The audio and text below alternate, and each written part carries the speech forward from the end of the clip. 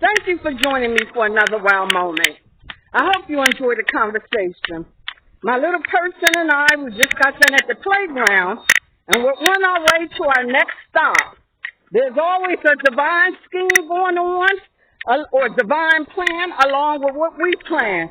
But I have no doubt that everything is going to turn out exactly the way it was intended to. Anyway, coming from the park, we walked by a young mother, and it struck my attention because I'm impaired and I hear her.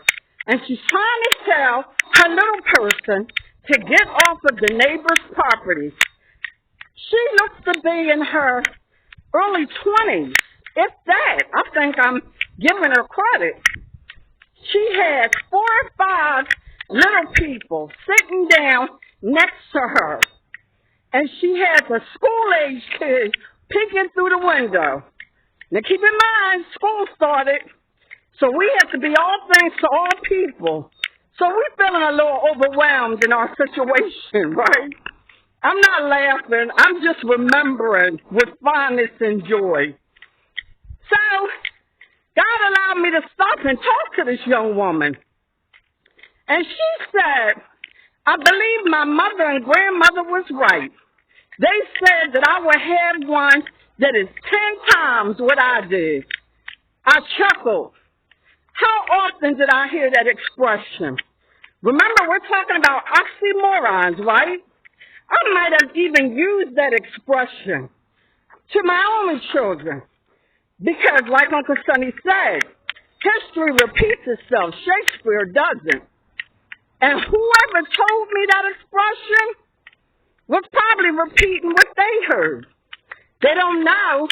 When they said it in frustration, they were passing a curse. Because anything you say out of frustration and anger usually doesn't bless somebody. Come on, somebody. So, she was expressing how she's overwhelmed. And I said to her, enjoy it. The time goes by so quickly. She said, I'm trying to enjoy being a mother, but I'm so overwhelmed. You know what popped in my head? The segment I just did with y'all guys.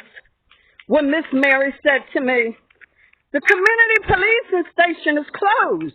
Where do we go for help? Remember I shared with you guys? It came a time when the help needed help. I had to get creative in my business. I'm thinking of this young woman even now, and I'm trying not to tear up. And I'm thinking of a conversation I was having with my friend earlier. And I know this to be the truth and not a lie. We are better together than we ever were apart. And the same way I just happened. You know there is no happenstance in life, right? But the same way I was just walking down that street and seeing her, I'm quite sure there's family members in her life.